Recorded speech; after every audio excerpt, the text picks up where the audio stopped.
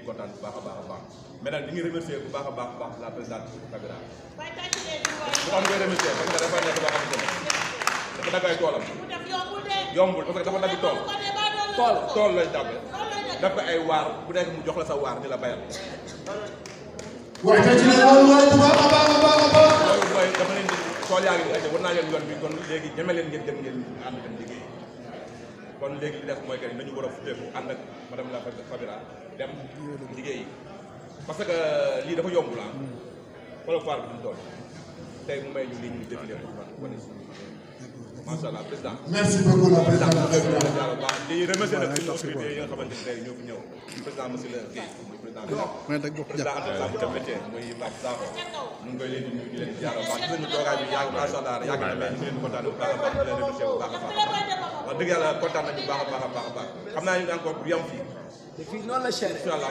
non fii xam nañu 500000 boo xamul doo daal. xam nañu mais en tout cas ñu nag la présidente ba kanam ak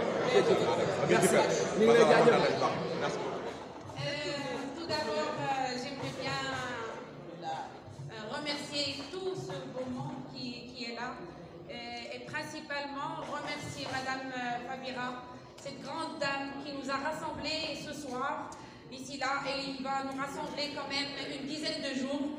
C'est très émouvant de venir participer à cet événement. C'est un honneur pour moi d'être parmi mes sœurs et frères sénégalais et sénégalaises. C'est une fierté pour moi. Le Sénégal, c'est mon deuxième pays que je considère. C'est pas la première fois. C'est à travers l'histoire qu'on est frères et sœurs, Maroc et Sénégal. C'est pas aujourd'hui qu'on va l'être. Voilà, donc c'est émouvant et les mots m'échappent. Parce que venir assister et partager avec vous cet événement, c'est vraiment un grand jour. Et je vais dire, ce sont mes journées de chance d'être là. Ce sont mes journées de chance d'être là avec vous.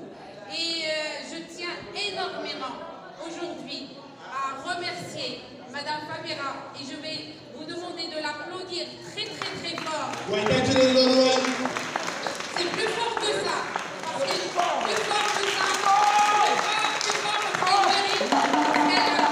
Parce qu'une grande dame comme elle, pour qu'elle puisse affronter ce monde, pour qu'elle puisse, c'est-à-dire circuler, je veux dire, si j'ose dire, de partir à travers tous les pays de l'Afrique pour rassembler les femmes africaines, pour les accompagner, pour les soutenir, parce que c'est le moment de le faire.